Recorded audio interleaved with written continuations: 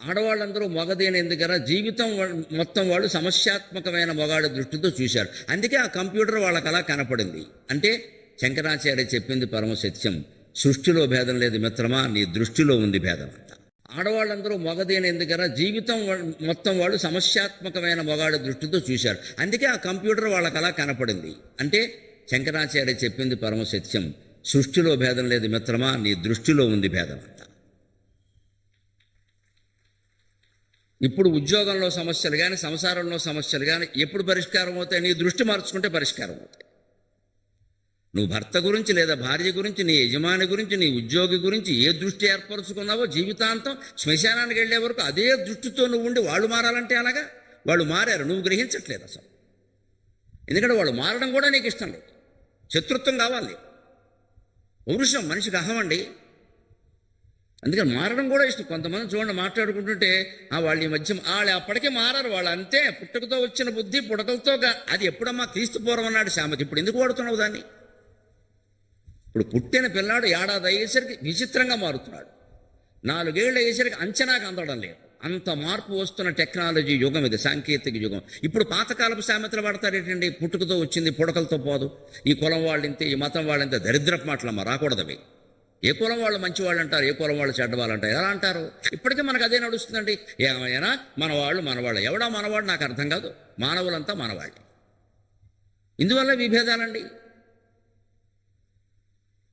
260 మంది మీరు ఇక్కడ ఉండొచ్చు. నేను ఎక్కడో మాట్లాడాను, నేను అది నిజాంపేట, మన మియాపూర్ ఎక్కడో 950 అపార్ట్మెంట్. చాలా చోట్ల పక్కింటి వాళ్ళు ఎవరికి తెలియదు. ఎవరో వస్తున్నారని పెడుతుంది. ఎందుకంటే పల్లెటూరు నయం. మొత్తం అందరి పేర్లు మనసుబు గారు చెప్పేస్తాడు. అందరూ ఇళ్ళవన్నీ, ఏ ఇంట్లో ఎంతమంది ఉన్నారో వాళ్ళ స్వభావాలు కూడా చెప్పేస్తాడు. అసలు కొంతమంది పూర్వం మనసుబులు ఉండేవారు. వాళ్ళు ఎంత చక్కగా మనసు పని చేసేవారు అంటే ఊళ్ళోకి పోలీసులు రానిచ్చేవారు. తగాదాలని వాళ్ళు తెచ్చారు. ఎందుకంటే త్యాగం. వాడేమన్నా తగాదా వచ్చేవాడే, ఏంట్రా ఏదో సెంటు పొలం గురించి గొడవ పెడుతున్నాడు, నా నీ పక్కన ఉంది కదా నా పొలం, నేను సెంటు ఇస్తాను తీసుకో, అన్నగారితో తగాదా పెట్టుకుంటే సిగ్గులేదు అనేవాడు. దెబ్బకి ఆయన మాట అందరూ వినేవారు. ఏమి సంబంధం లేని మనిషి సెంటు పొలం త్యాగం చేస్తాట మన కోసం, నేను మా అన్నగారి కోసం నేను చేయలేను అని వాడే చేసాడు. అటువంటి త్యాగమూర్తులు ఇప్పుడు ఏరి. అంటే జీవితం సుఖంగా ఉండడంలో ప్రధానంగా మనం నేర్చుకోవాలి. ఉద్యోగమైనా, జీవితమైనా, సంసారమైనా, ఉద్యోగం లేని జీవితమైనా, సంసారం లేని జీవితమైనా సుఖంగా ఉండాలంటే త్యాగం. త్యాగం వేదం చెప్పిన మాట. త్యాగేనైకే అమృతత్వమానసు న కర్మణ న ప్రజయా ధనేన. నువ్వు ఎన్ని కర్మకాండాలు చేసినా, యజ్ఞయాగాలు చేసినా, కార్యక్రమాలు చేసినా, సంస్థలు పెట్టినా, నీకు ఎంత ధనం సంపాదించినా, ఎంత సంతానాన్ని కన్నా నీకు మనశ్శాంతి కలుగుతుంది, అమృతానందం కలుగుతుందని మేము చెప్పలేమని వేదం చెప్పింది. ఎప్పుడు కలుగుతుంది అంటే ఇవన్నీ వదిలేస్తే కలుగుతుంది. త్యాగేనైకే. ఈ సంస్థల్ని, ఈ సంతానాన్ని, ఈ సంపదల్ని వదిలేసి నువ్వు ఉండగలవా? ఒక్కడివే. భార్య కూడా ఉండద్దు, భర్త కూడా ఉండద్దు, పిల్లలు కూడా ఉండదు. ఏమిటో ఇవాళ పిల్లాడు ఫోన్ చేయలేదు, అమెరికా నుంచి తోచట్లేదు, అదో వ్యాధి. ఎవరికైనా చూపించుకోవాలి. ఎందుకు ఫోన్ చేయలేదని అంత బెంగ? వాడిని అమెరికా పంపింది మనమే కదా. వాడు అంబాజీపేటలో చదువుకుంటానంటే మనకు నచ్చలేదు కదా. ఎందుకంటే మన తోడేళ్ళు కొడుకు అమెరికా వెళ్ళాడు, వాడు వెళ్ళిపోవాలి. మనకి ప్రెస్టీజ్ పంపుతున్నారండి. వేళ 8 లక్షల మంది భారతీయ విద్యార్థులు అమెరికాలో చదువుకుంటారు. ఏడవాలా నవ్వాలా? ఇక్కడ చదువు లేదా? మన దేశం మీద మనకు నమ్మకం లేదు. మన స్వార్థం. మనవాడు బాగుంటే చాలు. నిజంగా నీకు దేశం మీద ప్రేమ ఉంటే చేర్పించవలసిన బళ్ళోనే చేర్పిస్తే ఆ బళ్ళో సరిగ్గా చెప్పాలో నువ్వు చర్య తీసుకోవాలి. 10 మంది పేరెంట్స్ కమిటీగా ఏర్పడి పెడితే వాడు చెప్పరండి. ఎవరికి ఆ ధైర్యం లేదు, ఆ అవకాశం. మనకెందుకు? ఎస్కేపిజం. ప్రతి సమస్య నుంచి ఎస్కేప్ అవుతున్నాం మిత్రమా, అందుకే సమస్యలు ఎక్కువ అవుతున్నాయి. Don't escape, face it. Life is a challenge, face it. దాన్ని ఎదుర్కోవాలి. ఎస్కేప్ అవుతాయేంటి? మన పూజల మంత్రాలు కూడా ఎస్కేప్ అవడమేనమ్మా ఒక్కో రకంగా. కాసేపు మనశ్శాంతికి పూజ. కాసేపు మనశ్శాంతి ఏంటండి? శాశ్వతంగా మనస్సు అనేది లేకుండా పోవడానికి పూజ. కాసేపు మనశ్శాంతికి కాదు ఎక్కడ. It's not a temporary programme. మనం ఇలాగే చూస్తాం ఆధ్యాత్మికత. ఏదో పారాయణ చేసుకుంటూ ఉంటే నాకు కొంచెం మనశ్శాంతిగా, అంటే పారాయణ ఆపై ఏమవుతుందో చూద్దాం, మళ్ళీ వదిలి వచ్చింది. అంటే దానికి మూల కారణం ఏమిటో కనిపెట్టుకుని హోమియో మంది వేయాలి. కానీ ఇంగ్లీషు వైద్యంలాగా మోకాలకి నొప్పికి మంది వేస్తే మోకాల నొప్పి తగ్గి కడుపు నొప్పి వచ్చేలాగా సైడ్ ఎఫెక్ట్. మనం సైడ్ ఎఫెక్ట్ మందులు వేస్తున్నాం. ఇది చేస్తే అదవుతుంది, ఏం చేసినా అవ్వదు. నీ మనసులో మార్చుకోవాలి. ఎందుకు? మూల కారణానికి వెళ్ళి ఎందుకు జరుగుతుంది. ఆ మూల కారణంతో సమస్త సమస్యలు పరిష్కారం అయిపోతాయి. ముఖ్యంగా సాఫ్ట్వేర్ రంగమే కాదండి, ఆధునిక యుగంలో అనేక సమస్యలకు కారణం ఏమిటో తెలుసా? వేగం. ఇవాళ 20 నుంచి 30 ఏళ్లలోగా యువకుల ప్రాణాలు హరిస్తున్నది వేగం అండి. ఒక్క హైదరాబాదు నగరంలోనే సికింద్రాబాద్ జంట నగరాల్లో రోజుకి ఎంతమంది చనిపోతున్నారండి? అందరూ యువకులే. దేశానికి ఎంత నష్టం! వందలు. పైగా ఏటేటా పెరుగుతోంది ఆ సంఖ్య. ఏమైపోతుంది? చెబుతున్నవన్నీ తల్లిదండ్రులు చెప్పట్లేదా? మా బోటుగాళ్ళం కూడా చెబుతున్నామే. లేదండి, వినేది వింటాడు, ముగ్గురు ఎక్కేది ఎక్కుతాడు. నేను హైదరాబాద్లో వస్తూ చూస్తున్నాను, నేను ముగ్గురు ఎక్కుతారు, ముగ్గురు నాకు ఇలా దండం పెడతారు. ముందు ముగ్గురు ఎక్కడం తప్పు కదా, అది మాండం, నాకు దండం పెడతాడు. నేనంటే గౌరవం. నేను చెప్పేవి వింటున్నాడు. ఏమి వింటున్నాడు అంతే. నేను రోజు ఫోన్లో కనపడతాను కాబట్టి దండం పారేస్తాడు. చెప్పింది చేయడు. యావత్తు ప్రపంచంలో ఉండే సమస్త సిద్ధాంతాలు ఆచరణ వైఫల్యం వల్ల దెబ్బతున్నాయి. సిద్ధాంత వైఫల్యం కాదండి, అన్ని సిద్ధాంతాలు గొప్పవే. ప్రతి సిద్ధాంతం కనిపెట్టిన వాళ్ళు త్యాగమూర్తులే. ప్రపంచం బాగుపడాలని సిద్ధాంతం కనిపెట్టి వాడు స్వార్థపరుడు ఎలా అవుతాడండి? వాడు సొంతం కోసం చెప్పలేదు. మనకి నచ్చవచ్చు, నచ్చకపోవచ్చు. సిద్ధాంతాలు ఎందుకు విఫలం అవుతున్నాడు? ప్రతి సిద్ధాంతాన్ని మనం మడ్డి చేసేసాం, మతం చేసేసాం. ఆచారానికి మూలం ఏమిటి అని కనిపెట్టడం మానేసాం. ముగ్గేయడానికి మూలం ఏమిటి? సూక్ష్మజీవులకు ఆహారం. అది మానేసాము. సూక్ష్మజీవులకు ఆహారం అని ఎందుకన్నారు? ముగ్గు కర్ర అని ఉండేది పూర్వం. దానికి ఒక చిల్లుతో ఒక డిజైన్ ఉండేది. దాంట్లో బియ్యం పిండి 3 పాళ్ళు ఉంటుంది. ముగ్గు గొల్ల 1 పాలే ఉంటుంది. 75% అది, 25% ఇది. పైగా ఈ ముగ్గు కర్ర ఎంత, దానికి కనిపెట్టేవాడు ఎంత సైంటిస్టో కానీ అది ఇలా లాగుతూ ఉంటే బియ్యం పిండి ముందు పడుతుంది, ఈ ముగ్గు గొల్ల వెనకాల పడుతుంది. ఏమి ఆలోచన, ఏమి భూతదయ, ఏమి భారత జాతి. ఆడవాళ్ళు చేసుంటారు ఈ పని. ఆ మహిళామణికి నమస్కారం ఆవిడవని. ముగ్గు కర్ర. అంచేది మనం ముగ్గు ప్రయోజనం నిజంగా నెరవేరాలంటే ముగ్గు కర్రతోనే ముగ్గు వేయాలి, లేకపోతే మీ చేత్తోనైనా వెయ్యాలి. లేదే ఎవరికీ నడువు వంగదో. దానికి డిజైన్లు కనిపెట్టాం. శుభ్రంగా ప్లాస్టిక్ షీట్ ఇంటి ముందు పెట్టే గొడవ లేదు, ఇంక శాశ్వతంగా ఉంటుంది. అయిపోయింది. ప్లాస్టిక్ కొన్న చోటకు లక్ష్మీదేవి ఎందుకు వస్తుంటే? దరిద్ర దేవత వస్తుంది. నువ్వు ఎంత డిజైన్ వేసినావు అంటే ఏం చేసావు? ముగ్గు అనే ఆచారం యొక్క మూలతత్వాన్ని గమనించడం మానేసి ముగ్గేస్తే దేవతలకు ఏం పని లేదమ్మా. నీ ముగ్గు చూడడానికి వస్తారు ఇక్కడికి. వాళ్ళకి రంభ ఓరవసి చాలా బిజీగా ఉన్నారు వాళ్ళు అక్కడ. నీ ముగ్గు ఎవరికి కావాలి? బొడు ముగ్గు. దేవతలను మనం లోకు కట్టాం. మనం ఏదో అరటిపండు ఎడితే వచ్చేస్తాడు, ముగ్గేస్తే వచ్చేస్తాడు, దీపం పెడితే వచ్చేస్తాడు. పనేం లేదు అక్కడ. ఆ దీపం ఎందుకు, ఒత్తులు ఎందుకు, తిప్పడం ఎందుకు, మెలిపెట్టడం ఎందుకు, నూనె ఎందుకు, ఇవేం అక్కర్లేదండి. ఎన్ని దీపాలు పెట్టాం అంతే. సంఖ్య. ఈ జబ్బు నుంచి బయటపడాలి.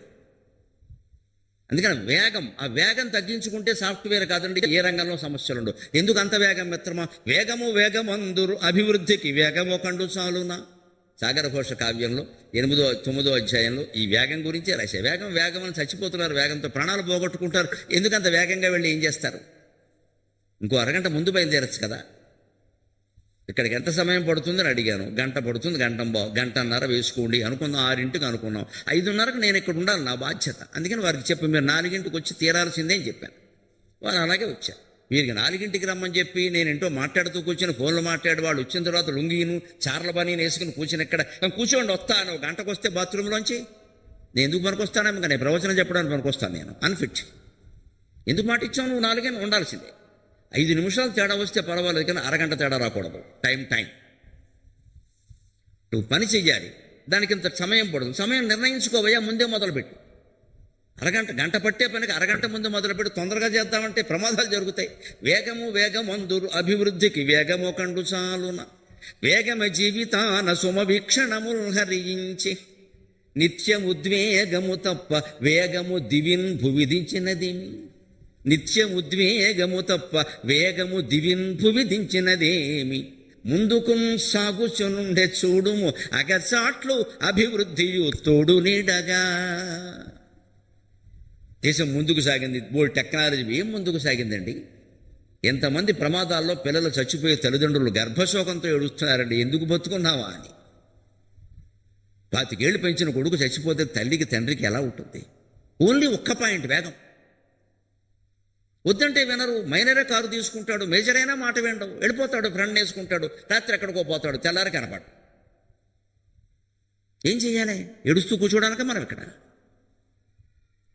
వాడి కర్మ వాడిదిన సరిపెట్టుకోమని చెప్పింది. మనకు అంతే ప్రాప్తం ఉంది, వెళ్ళిపోయాడు. అది ఒకటే మార్గం దానికి. కానీ అంతవరకు ఆ మాట మాట్లాడకూడదు. అది జరిగాకే ఇది తప్పదు కాబట్టి. అంతవరకు తల్లిగా తండ్రిగా మనం హెచ్చరించేదంతా హెచ్చరించాలి, చేయవలసిందంతా చెయ్యాలి. అప్పటికి జరిగితే దాన్నే కర్మ అంటారు. ప్రతిదానికి కర్మ అనద్దండి. వేగమందు అభివృద్ధికి వేగము కొండు చాలు. నా వేగం సరిపోతుందండి? అభివృద్ధి అంటే వేగమా? ఈ ప్రవచనాన్ని వేగంగా చెప్పండి. వేగంగా చెప్పడం ఏంటంటే దానికి పట్టే సమయం దానికి పడుతుంది. 2 గంటలు కేటాయించుకున్నాం మనం. నాకైతే ఇంకో 10 నిమిషాలు ఎక్కువ చెబుతాను కానీ ఎప్పుడు తక్కువ చెప్పండి. దానికి న్యాయం జరగాలి. ఇంతమంది ఇక్కడ నా కోసం వచ్చి కూర్చున్నారు, ఆ వెనకాల అక్కడ వరకు కూర్చున్నారు, పక్కన కూర్చున్నారు. వాళ్ళందరూ మనకి మంచి మార్గం చెప్పారు గురువు గారు అని అనుకోవాలి. అప్పుడు కదా జన్మ సార్థకత. అందుకని ఏదో చెప్పేసి 4 పద్యాలు పాడేసి వెళ్ళిపోతాయి, అక్కడ సెంటిమెంట్లు పెంచేసి. అది కుదరదు. జీవితం చైతన్యవంతం కావాలి. నేను మీకు డబ్బు ఇవ్వలేకపోవచ్చు, ఉద్యోగాలు ఇవ్వలేకపోవచ్చు, పిల్లలు లేని వాళ్ళకి పిల్లలు కలుగుతారు ఈ ప్రవచనం వల్ల. అసలే చెప్పను, ఏమీ చెప్పను. కానీ పిల్లలు ఉన్నా లేకపోయినా, డబ్బు ఉన్నా లేకపోయినా, ఉద్యోగం ఉన్నా లేకపోయినా, గృహస్థాశ్రమంలో ఉన్నా, విడిపోయినా, అనారోగ్యంతో ఉన్నా, ఆరోగ్యంతో ఉన్నా ఖచ్చితంగా ధైర్యంతో ఉంటారు అందరూ. నేను మాత్రం చెప్పగలను ఖచ్చితంగా. నేను మీకు ఇవ్వగలిగింది అది. ఆ ధైర్యాన్ని ఇస్తాను. దానికి తగిన సమయం నేను చెప్పాలి, తయారవ్వాలి కూడా. ఆశ్చర్యంగా ఉండదు. సాఫ్ట్వేర్ వాళ్ళు నా పిల్లలు కాబట్టి చెబుతున్నా. ఈరోజు 2 గంటల ప్రసంగానికి నేను ఇంటి దగ్గర 4 గంటలు తయారై వచ్చాను. 4 hours ప్రిపరేషన్. ఇంట్లో ఎవరితో ఇవాళ మాట్లాడాల. నాకు ఇది ధ్యానం, ఇదే మౌనం, ఇదే పూజ. 10ంటికి కూర్చొని 12:30కి నేను ఫోన్ చేస్తాను. సరిగ్గా 12:30కి అలారం పెట్టుకుని అంతవరకు తయారై 1:30కి పడుకుని 2:30కి లేచాను. మళ్ళీ 3:30 సరిగ్గా వారికి సమయం ఇచ్చానంటే అరగంట ముందు నేను తయారవ్వాలి. 4ంటికి తయారవ్వడం కదా, 4ంటికి సిద్ధంగా ఉండాలి. మళ్ళీ 3:30 అంటే గంట, 3.5 hours ఇదే పని చేశాను. ఇంకో పని చేయాలి. ఎందుకంటే నా బాధ్యత ఒకటి. I'm paid for it. నేను ఊరికి చెప్పట్లా. నాకు అలా చెప్పుకోవాల్సిన అవసరమే. నాకు ఇదే ఉద్యోగం, నా వృత్తి ప్రవృత్తి అన్నీ ఇవే. నేను బాధ్యత చేయలేదు. నాకు ఉద్యోగం ఇది. ఎంతో గౌరవంతో అయినా నేను అలా నాకు నా బాధ్యత. ఈ రోజంతా దాన్ని కేటాయిస్తాను. ఈ 2 గంటలు కాదు. ఎందుకని? సాహిత్యం వెతకాలి. తెలుగు సాహిత్యం, సంస్కృత సాహిత్యం, ఆధ్యాత్మికత, రామాయణం, భారతం. పైగా ఇందులో కొత్త విషయాలు చెప్పాలి. ఇవాళ నేను ఇక్కడ చెబుతున్న విషయాలు దాదాపు ఏదో 1-2 తప్పితే ఏవి ఇదివరకు ప్రవచనాల్లో ఉండవు. నేను గ్యారంటీ ఇవ్వగలను. ఇది కొత్త ప్రవచనం. అందుకే దీని పేరే సాఫ్ట్వేర్ సమస్యలకి సాహిత్య పరిష్కారం. ఇది ప్రపంచం అంతా పెడుతుంది 4-5 రోజులు. అందరూ బాగుపడతారు. దానికి కారణం మీరే. మీ ఔదార్యానికి నమస్కారం. కారణం మీరు ప్రారంభం మీద రక్కపోతే నేను దాని వినాయకుడు మహిమాని పెట్టేసుకోడు విషయం అండి. ఏదో 10 శ్లోకాలు చదివితే అయిపోయి. ఒకవేళ ఆ మహిమ చెప్పవలసి వచ్చినా ఆ భుజంగ స్తోత్రమే నేను చెప్పిన అందులోనే ఇవే ఉంటాయి. నాకు జీవితం కావాలి. దేవుడి కంటే ఎక్కువ జీవితం ముఖ్యం. జీవితం బాగుపడినప్పుడు దేవుడు ఎందుకండి? జీవితం దెయ్యంలా ఉంటే దేవుడు ఏం చేస్తాడు? మన జీవితమే మనకి దేవుడిని సాక్షాత్కరింపచేయాలి. నువ్వే దేవుడు అన్న విషయాన్ని తెలియజేయడమే జీవితం. అంతకంటే ఎలా? తత్వమసి అహం బ్రహ్మాస్మి. మనం దేన్ని నేను నేను నేను అని అనుకుంటున్నావు, ఆ నేను ఈ పురుషుడు కాదు, స్త్రీ కాదు, దానికి కులం లేదు, మతం, అసలు దేహమే లేదు మిత్రమా. దేహమే నువ్వు కాదు. దేహం నువ్వు అనుకోబట్టి ఇవన్నీ వస్తున్నాయి. ఇక దేహ పోషణకే సరిపోయింది మనకి జీవితం అంతా. ఇక్కడ అస్తమానం పైగా ఇప్పుడు ఈ ఫోన్లు వచ్చాక ఏమిటంటే ప్రతివాడు ఇలా చూసి ఏడు ఎన్నిసార్లు చూస్తావు అధోమోహం. బండి మీద తిరుగుతున్నా సరే ఫోన్ తీసుకుని ఇలా ఇలా ఇలా ఏం చూస్తావు? సెల్ఫీ వచ్చిన తర్వాత పెరిగిన జబ్బు ఏమిటంటే సెల్ఫిష్నెస్ పెరిగిపోయింది. ప్రతిదీ సెల్ఫీ. అంత అవసరమా? నువ్వు ఒక అందమైన దృశ్యం చూసావు మిత్రమా, నువ్వు ఫోటో తీసుకో. నువ్వెందుకు పక్కన నుంచుంటావు? అంటే నీకు వినాయకుడు ముఖ్యం కాదు, నువ్వు ముఖ్యం. మనం ఏ చీర కట్టుకున్నా, మనం ఏ డ్రెస్ చేసుకున్నా, మన మేసం ఎలా ఉంది, వినాయకుడు పోయాడు. నీకు వినాయకుడే కావాలి అంటే వినాయకుడిని ఫోటో నువ్వెందుకు నుంచుంటున్నావు? This is selfishness. Selfie తీస్తున్నామంటే selfish. నీకు తాజ్మహల్ దృశ్యం కాదు, తాజ్మహల్ తీసుకో. తాజ్మహల్ నువ్వు తాజ్మహల్లో నువ్వు నుంచుంటే ఇప్పుడు పక్కనే. ఎప్పుడు చూసినా మనకు ఆ ఫోటో చూడగానే ఏమిటో నేను ఆ వాళ్ళు ఇంకొంచెం మంచి ప్యాంట్ వేసుకోవాలి. తాజ్మహల్ పోయింది. వాడు కోట్లు ఖర్చుపెట్టి కట్టాడు, అది పోయింది. అక్కడికి ఎందుకు వెళ్ళావు? నీ ప్యాంటు గురించి ఆలోచించడానికి. ఇది మనిషిని మాయలో పడేయడం అంటే ఇదే. మా అమ్మవారు చేసే పని ఇది. మహామాయ మహాసత్ పడ్డాడో మాయలో. ఎంతసేపు ప్రతి చోట కన్యాకుమారి నుంచి కాశ్మీర్ వరకు వాడినే చూసుకుంటున్నాడు. కాశ్మీర్ చూడడం లేదు, కన్యాకుమారిని చూడడంలా. ఈ నేను నాది పోయే వరకు మనశ్శాంతి ఉండదు. అయితే నిజంగా ఫోటో చూడాలి అంటే ఫోటోలో మనం ఉండకూడదు. వేరే వాళ్ళు ఉన్నా పర్వాలేదు, మనం ఉండకూడదు. అసలు మనుషులే లేకుండా సముద్ర తీరాన్ని, ప్రకృతి సౌందర్యాన్ని, ఓ చెట్టుని పుట్టని ఫోటో దిగలిగితే గొప్ప తాత్విక సందేశాన్ని ఇస్తాయి. అటువంటి ఫోటోలు నేను చేస్తున్న అభ్యాసం మీకు చెబుతా. ఎక్కువ మంది యువకులు యువతులు ఉన్నారు కాబట్టి అలా ఫోటోలు అప్పుడప్పుడు మా చిన్నతనం నుంచి మా అబ్బాయిలు తీసినవి, నేను తీసినవి ఏవో కొన్ని ఉంటాయి కదా, అవి నేను చదివే పుస్తకాల్లో మధ్యలో అట్టముక్కల కింద పెట్టుకుంటా, బుక్ కీపర్. ఆ ఫోటో ప్రకృతి సౌందర్యం. మనుషులు ఎవరో ఉండరు, దేవుడు కూడా ఉండరు. ప్రకృతి, ఓ నది, ఓ చెట్టు, ఓ సముద్రం, అలాగే. అది వేదాంత గ్రంథమో ఏదో నాకు ఇష్టమైన సాహిత్యం వేదాంతం, అంతకంటే ఏమిటి. ఏం చదివినా ఒకసారి మధ్యలో నేను ఎంతవరకు చదివా అది ఉంది. ఆ ఫోటో ఒకసారి చూసి ఒక 2 నిమిషాలు ఏమీ ఆలోచించకుండా దాని కేసు చూసి ఇది కదా అందం అంటే పెట్టే పుస్తకం చదువు. అలా ప్రతి ఒక్క ఫోటోని నేను ఆస్వాదించాను. నా దగ్గర ఉన్నవన్నీ, మీ దగ్గర ఉన్న ఫోటోలన్నీ మీరు ఆస్వాదించారా? మీ ఫోన్లో ఉన్నవన్నీ ఎప్పుడైనా చూశారు? ఎప్పటికప్పుడు కొత్త ఫోటోలు తీసుకోవడమే సరిపోయాయి, ఉన్నవి ఎప్పుడు చూసాము. ఇవాళ ఫోటోలు దిగానే నిన్నట్టు చూడాలి. మరి నేను ఎందుకు తీసావమ్మ? మతి లేక, సమయం వృధా. నువ్వు అట్టు పెట్టుకున్న ఫోటో నీకు దేనికి? నువ్వు చూడని ఫోటో నీకు దేనికి? నువ్వు వాడని వస్తువు నీకు దేనికి? నువ్వు చదవని పుస్తకం నీకు దేనికి మిత్రమా? I have a good collection of books. Books are not for collection my friends, books are for correction yourself. Books collection ఏమిటండి అంటే కిరాణం కొట్లో సరుకులకి పుస్తకాలకి, కిరాణం కొట్లో సరుకులు ఇంకా వాడు అమ్ముకుంటాడు, ప్రయోజనం పొందుతాడు. బుక్స్ ఎందుకు? కలెక్షనా? I have a good collection. What is that? అసహ్యపు మాట. గుడ్ కలెక్షన్ ఏమిటండి? కరెక్షన్. పుస్తకం చదవాలి, నువ్వు సరి చేసుకోవాలి. ఏందానికి పుస్తకం ఎందుకు అవతల వారే, ఇంకోడైనా బాగుపడతాడు.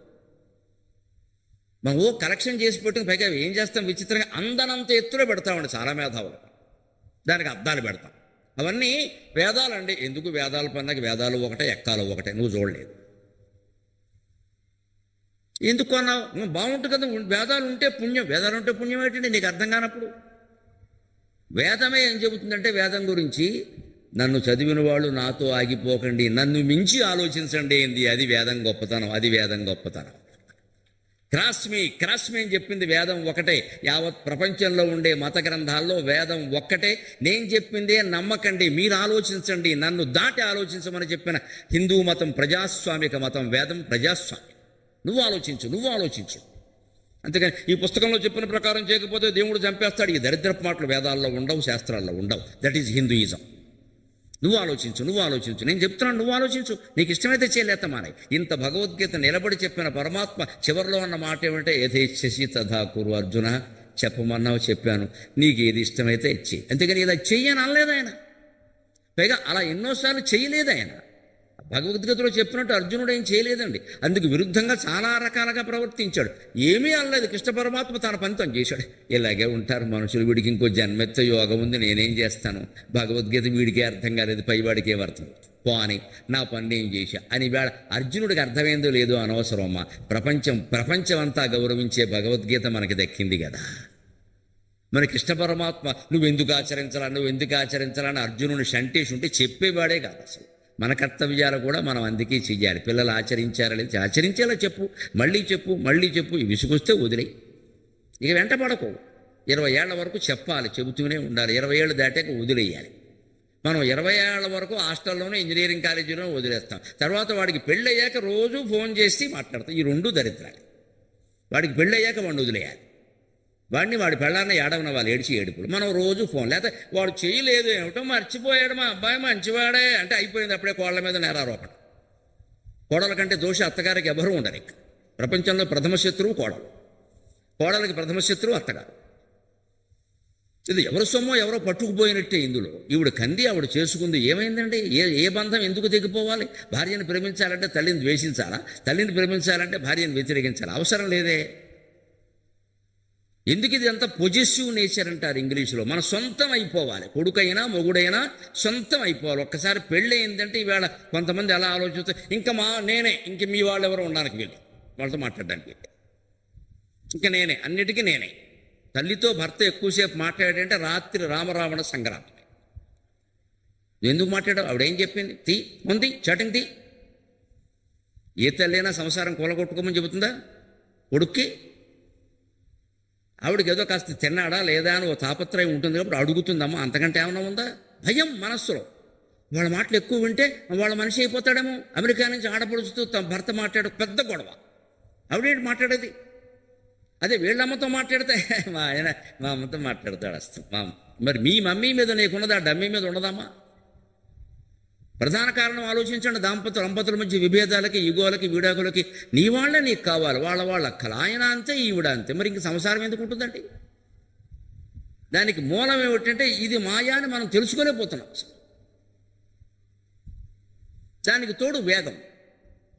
సుమవీక్షణములు హరించి. నేను చెబుతున్న ఫోటోల గురించి. మీ ఇంటి ముందు మీరు పెట్టుకున్న మొక్కలు ఇలాంటివి ఉన్నాయి కదండి, ఇలాంటివి పెడతారు కదా, ఇళ్లల్లో కూడా పెడుతున్నారు. ఏదో కొద్దిగా నీళ్లు పోస్తే చాలు, కొన్ని అసలు పోయేక్కలు. అవి చూడండి, మీరు పెట్టి సూరుకుని ఎవరో రాగానే ఇది ఇథియోపియా నుంచి తెచ్చా, ఇది ఇటకలపాడు నుంచి ఈ అనవసరం అమ్మాయి ప్రచారం. నువ్వు ఎక్కడి నుంచి తెచ్చావు నాకెందుకు? అది నువ్వు చూసావా? అక్కడ కూర్చున్నావా? దాని వాసన చూసావా? మళ్ళీ దాన్ని ఫోటో తీస్తారు. ఇదో దరిద్రం. ఫోటో తీకండి, అసలు కెమెరా పక్కన బారేయండి, ఫోన్ పక్కన బారేయండి, ఆ మొక్క దగ్గర కూర్చోండి. పసిపిల్లాడ దగ్గర కూర్చుని నిమిరినంత ప్రేమగా ఆ మొక్క ప్రతి ఆకుని నమ్మండి. ఈవెన్ ఇట్ ఈజ్ ప్లాస్టిక్, పర్వాలేదు. పచ్చని ఆకైతే మంచిది, ప్లాస్టిక్ అయినా పర్వాలేదు. చూడ్డానికి బాగుంది కదా. ఆ మృదుత్వం తెలుస్తుంది. మనస్సు మృదువు అవుతుంది. భర్తతో కాదు, భార్యతో కాదు, ఎవరితో తగాద పెట్టుకోవాలి. మనస్సు మృదువుగా ఉంటే మృదునా కంత్య దారుణం, మృదునా కంత్య దారుణం అని వ్యాసుడు భారతంలో చెప్తారు. మృదువైన మాటలతో, మృదువైన తత్వంతో ప్రపంచంలో కఠినమైన వాడిని కూడా జయించచ్చు, మృదువైన వాడిని జయించచ్చు అని వేరే చెప్పాలా అన్న. కఠినమైన వాడి మనస్సును కూడా మృదువైన మాటలతో మార్చచ్చు, మృదువైన వాడిని మార్చచ్చు అని వేరే చెప్పక్కర్లేదు కదా. మృదునా దారుణం కంతి మృదునా కంత్యదారుణం తస్మాత్ తీవ్రతరం మృదు. ఏ వాక్కు తీవ్రమైనది అంటే మృదువైన వాక్కు తీవ్రమైనదే అంటాడు వ్యాసుడు. మృదువైన వాక్కు తీవ్రం ఏంటండి? మృదువైన వాక్కు గొప్ప ప్రయోజనాలు సాధించగలుగుతుంది. అందరూ తల ఒగ్గుతారు, ఇవాళ కాకపోతే రేపే. ఆ మృదువైన వాక్కును సంపాదించాలి. లేదా దానికి ఏమైనా సుమవీక్షణములు హరించే. ఒక పూల మొక్కను చూసే సమయం లేదు. అందుకే సాఫ్ట్వేర్లో సమస్యలు, యవ్వనంలో సమస్యలు. అసలు పెడతాడు, ఉద్యోగానికి వస్తాడు, అర్ధరాత్రులు అపరాత్రులు వస్తాడు, ఇద్దరు అంతే. బ్యాగ్ వేసుకుని వీరు, డాగ్ వేసుకుని వారు పోతారు బయటికి. ఎప్పుడో వస్తారు, ఎప్పుడు పడుకుంటారో తెలియదు. ఇందులో సుఖపడే సమస్య ఏమీ లేదు, కొట్టుకు చావడం తప్ప. ఆయాసపడి వారు వచ్చారు, నీరసపడి వీరు వచ్చారు, ఇక సుఖమేటి? ఇదివరకు అలా లేదే. మేమంతా ఎందుకు సుఖపడుతున్నాం, మా తల్లిదండ్రులు ఎందుకు సుఖంగా ఉన్నారంటే ఇంట్లో తల్లి అని ఒక పదార్థం అలా ఉండేది. ఈ మొత్తం కోసం కాపలా కాస్తూ తోటమాలిలాగా భర్తతో సహా అందరినీ శుభ్రంగా రారు సమయానికి చస్తున్నాం అనేది ఆ పడలేక వచ్చేవాళ్ళు అందరూ. ప్రేమ. ఎంత బయటికి వెళ్ళిన మొగాడైనా సరే మా ఆవిడ చూస్తూ ఉంటుందండి, తిందండి పాపం అమాయకురాలు అని వెళ్ళిపోతాడు. నేను సాధారణంగా పొద్దున్న మీటింగ్లు ఒప్పుకోను, నేను సాయంత్రం ఒప్పుకుంటాను. ఎందుకంటే నేను 12:30కి భోజనం చేస్తాను. నేను చేస్తే కానీ ఆవిడ చేయదు. నేను ఎక్కడో ఇక్కడ నిజాంపేటలో ఒప్పేసుకుని ఇక్కడికి వచ్చి 1 గంట వరకు మాట్లాడి 3ంటికి ఇంటికి వెడితే నా గురించి కాదు బాధ, ఆవిడ గురించి. తిందాం, పైగా షుగర్ పేషెంట్, తినకపోతే ఎలాగా? చెప్పినా విందాం, తప్పు అంటే వాళ్ళ అమ్మగారు అది నేర్పారు ఆవిడ. అందుకని అది నాకు ఉపయోగం. ఎందుకంటే నేను ముందు వెళ్ళిపోతాను, నాకు ఒప్పుకొని ఒకవేళ ఒప్పుకుంటే మీరు 10ంటికి మొదలు పెట్టండి, 12ంటికి ముగించండి, నేను వెళ్ళిపోవాలి. అవతల ప్రాణి నా కోసం చూస్తాం. ఇది అనుబంధం. ఇవాళ అలా చూసేవాళ్ళు లేరండి, దురదృష్టం. అక్కడ పెట్టాను తినేయి అన్నీ, అక్కడ పెట్టాను తినేయి, అక్కడ పెట్టాను తొడుక్కో, అక్కడ పెట్టాను వేసుకో, అక్కడ పెట్టాను చూసుకో. అక్కడ పెట్టడానికి నువ్వెందుకు?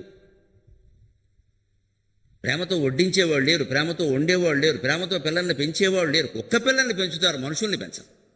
ఒక్క పిల్ల అంటే ఎంత ప్రేమో.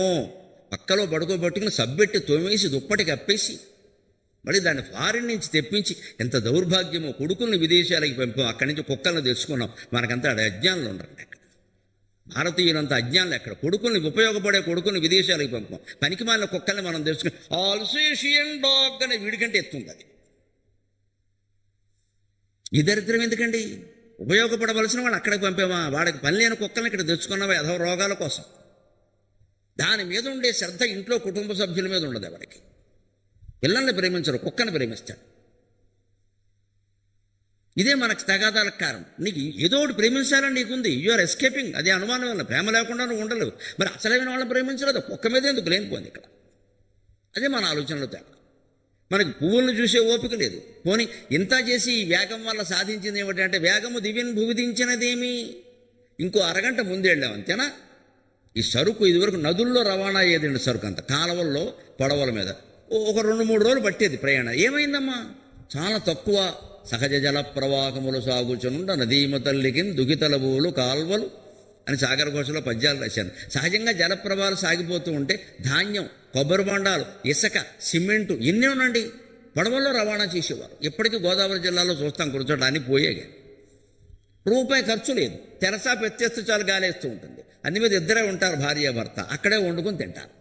4 రోజులు హాయిగా పడవ ప్రయాణం చేస్తారు. మనం అపార్ట్మెంట్లో కుక్కుపోయి ఎప్పుడు రిసార్ట్ ఉందంటే వెడదామా అని వెళ్ళి ఓ 10,000 ఖర్చు పెట్టుకొస్తాం. వాళ్ళు ఈ రూపాయి ఖర్చు లేకుండా పొడవ ప్రయాణంలో భార్యాభర్త ఒకళ్ళొకొకళ్ళు తినిపించుకుంటూ ఆనందంగా గడిపింది అని మనం ఇక్కడ గడపాలంటే 10,000 ఖర్చు. వాళ్ళకి 10 రూపాయలు కూడా ఖర్చు లేదు. ఎవరు ఆనందపడుతున్నారండి? వాళ్ళ మనమా? వేగం వల్ల మనకు వచ్చింది ఏదో పని ఆలస్యంగా అయితే ఏమిటి అందరూ అనుకోండమా, తొందరగా ఉంటుంది, ఏం పర్వాలేదు. బాగా జరగాలి పని, ఆలస్యం కాదు. వేగంగా జరగగల, బాగా జరిగితే చాలు. ఒక పదార్థం తయారు చేయాలంటే, మైసూరు పాకం లాంటి పదార్థం తయారు చేయాలంటే చేసేవాళ్ళు అక్కడ ఉండి దాన్ని ఇలాగా సన్నపాటి గరిటె పెట్టి కదుపుతూ ఉండాలి. దాన్ని ఆ పాకం ముదిరిపోకుండా జాగ్రత్తగా కాస్త ఇల్లాలు పక్కకి వెళ్ళిందంటే అది ముదిరిపాకం అయిపోతుంది. అలాగని మధ్యలో దించిందా లేత పాకం అవుతుంది, తేడా వచ్చేస్తుంది. పాకం గారు చేసిన మైసూరు పాకం చేసిన తెలుస్తుంది విషయం. అంటే ఒక మనిషి దానికోసం ఉండి అదే జీవితంగా భావించి రూపాయి ఎవరి నుంచి ఆశించకుండా ఆ ఇల్లాల ఆ స్వీట్ తయారు చేసింది. కాబట్టి పిల్లలందరూ మా అమ్మ చేసింది పెళ్ళై వాడికి పిల్లలు పుట్టినా సరే మా అమ్మ చేసిన స్వీట్ ఇప్పటికి నేను మర్చిపోలేనంట. ఎందుకంటే అంత శ్రద్ధగా చేసింది ఆవిడ. ఇవాళ మన జీవితాల్లో ఆ శ్రద్ధకు అవకాశం లేదు. అయిపోవాలి కాబట్టి ఏమైంది? Ready to cook, ready to die వచ్చేసింది. చావడానికి సిద్ధంగా ఉన్నావా? అయితే ఇది కొనుక్కో. Ready to cook, ready to eat, ready to die. అసలు హైదరాబాద్లో ఎక్కడ దంపతులు లేరండి. స్విగ్గీ, జొమాటో వారే దంపతులు. పిల్లలు ఒక టొమాటో, ఒకటి పొటాటో. మగపిల్లలు పొటాటో, ఆడపిల్లలు టొమాటో. వంటలు ఎక్కడున్నాయి? అది ఎలా ఉంటారు? పైగా వాడికి ఏమన్నా మన మీద ప్రేమ అమ్మ. ఎన్నిసార్లు వాడిన నూనె వాడతారు వాళ్ళు. క్యాన్సర్లకు కారణం అదే కదా. 25 ఏళ్ల పిల్లాడు క్యాన్సర్ ఏమిటండి? ఎప్పుడైనా విన్నామా? కనీ విని ఎరుగున్నామా? అసలు 30 ఏళ్ల వాడు గుండెపోటు ఏమిటండి? వాడిన నూనె మళ్ళీ వాడేస్తుంది. మనకేం కావాలి? Hottie and spicy. కారంగా ఉండాలి, వేడిగా ఉండాలి. అది గడ్డైనా పర్వాలేదు, మట్టైనా పర్వాలేదు, ఎంతైనా తినేస్తాం. ఈ తెప్పించే బదులు ఇంట్లో కూర్చొని చారు కాచుకోకూడదా? 2 దోశలు వేసుకోకూడదా? ఆ మాత్రం ఓపిక లేదా?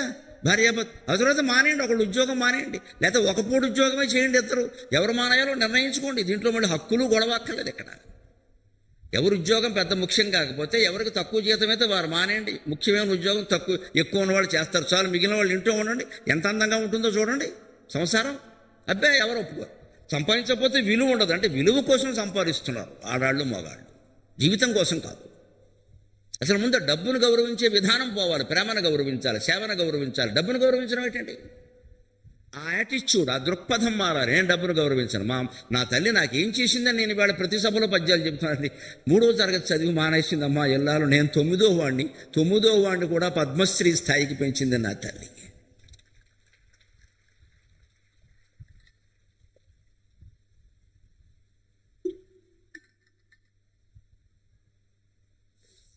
మా నాన్నగారు ఉన్నంతకాలం ఆవిడ చేతుల్లో రూపాయి నేను చూడలా.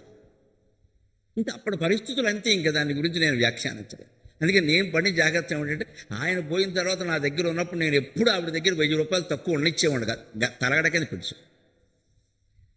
ఏమిటోరా నీకే పిలుచు. లేదమ్మా, మనవరాలు వస్తుంది, మనవడు వస్తారు, దండం పెడతారు, ఏదో ఇవ్వాలని నీకు అనిపింది. నన్నేమిటి అడిగే? నన్ను అడుగుతావా? 9వ పిల్లని ఖర్చు పెట్టుకో హాయిగా అని ఇస్తే, మా అబ్బాయి ఏమిటో నాకు అలా 1000 రూపాయలు ఇచ్చి వెళ్ళిపోయి వచ్చిన వాడితో అలా చెప్పేది. మన సంపాదనలో 1000 ఎంత? ఆ తల్లి ఆనందం కాకపోతే. ఈ ప్రేమ, ఈ బాధ్యత ఎన్ని కోట్లు ఇస్తే వస్తుందండి? 3వ తరగతి చదివి 9 మందిని కన్నా తల్లి గురించి మనం ప్రతి సభలోనూ చెబుతున్నామే. 116 పైగా పద్యాలు రాశానమ్మా మా అమ్మ గురించి నేను. ఎందుకని? త్యాగం. ఖర్చు పెట్టని నేను చూడలేదు, ఏదో వచ్చింది. ఇప్పుడు ఆవిడ బతుకున్నంతకాలం అనేది ఏంటంటే ఏమి ఇచ్చారని ఎప్పుడు అడిగేది కదా. బోళ్ళు తాపత్రయ పడిపోతున్నాడు పాప. అన్నం తినడం, నీళ్లు తాగడం. ఈ మధ్య అన్నం కూడా మానేసి రాత్రి పళ్ళు మొదలెట్టాడు. ఏమిటో అనేది అంతే.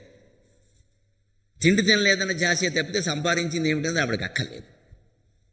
ఇటువంటి మనుషులను చూపించండి. అదృష్టం ఏంటంటే నా వయస్సు ఉన్న వాళ్ళకి చాలామందికి అటువంటి తల్లులు, అటువంటి తండ్రులే ఉన్నారు. ఇవాళ యువతరం ఆ భాగ్యానికి నోచుకోలేదు. దురదృష్టం. ఇక వీళ్ళ పిల్లలు నోచుకుంటారని అసలే అనుకోవాలి. అందరూ చాలా తీవ్రంగా ఆలోచించాలమ్మా. సమస్యలు పెరిగిపోయాయని ఎవరినో పిలిచి మాట్లాడినంతలో సమస్యలు తీరవు. మూలం ఎక్కడుంది? నీ స్వార్థంలో ఉంది, ఇక్కడ నీ సంపాదనలో ఉంది. అది మానేయాలి. మనకు అవసరమైన సంపాదన ఎంత? హైదరాబాద్లో ఖరీదైన జీవనం కూడా నెలకి 1,00,000 రూపాయలు చాలు. 4 లక్షలు అవసరం లేదు. పైగా మీరు అందరూ సొంతళ్లలో ఉంటారు. ఇక్కడ అవసరం లేదు. లేదండి 1,00,000 జీతమా ఎందుకు కాదు, 2,00,000 వస్తాయి, సగం డాక్టర్కి పోయింది, సగం ఈఎంఐలకు పోయింది, మనకేం మిగిలింది, తద్దినే మిగిలింది. సంపాదించే ఉపయోగం ఏంటి మనశ్శాంతి లేనప్పుడు?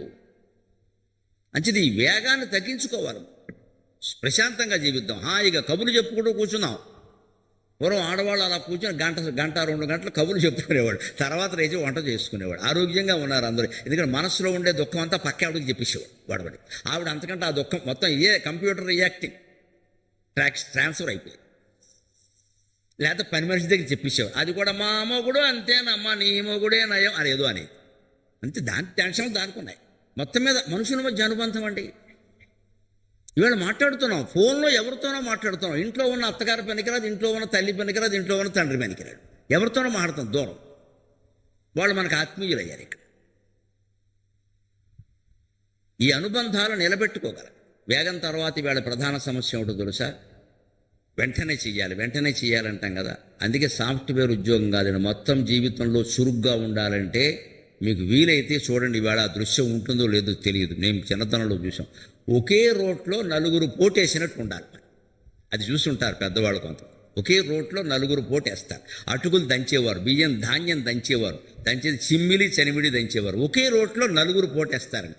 ఎంత అలర్ట్గా ఉంటారని వాడు. అసలు అంతకు మించిన ఒలింపిక్ గేమ్ లేదు నన్ను అడిగితే. ఒలింపిక్లో ఎలాంటి దాన్ని పెట్టమనండి, మొత్తం తెలుగు వాళ్ళు ఆడవాళ్ళే నెగ్గుతారు. 4 అండి, అది చిన్న రోలు, ఆ కన్నం ఎంత అసలు 4. ఎంత క్రమశిక్షణగా ఎంత చురుగ్గా ఉంటారు అంటే, ఒక రోకలు పడేటప్పుడు 3 రోకళ్ళు బయట ఉంటాయి, రెండోది పడగానే 3 పైకి లేస్తాయి. ఎప్పుడు ఒక్కటే రోకలు ఉంటుంది, ఒకదాని తర్వాత సువి సువి సువి సువి సువి సువి సువి సువి. అది చురుగ్గా పనిచేయడం అంటే. వాళ్ళకున్న చురుకుదనం మనకుందా? ఒకే రోట్లో 4 ఒకేసారి పోటేసినట్టుగా పనిచేయాలి. చేస్తే ప్రశాంతంగా ఉంటాయి. ఎందుకు తెలుసా?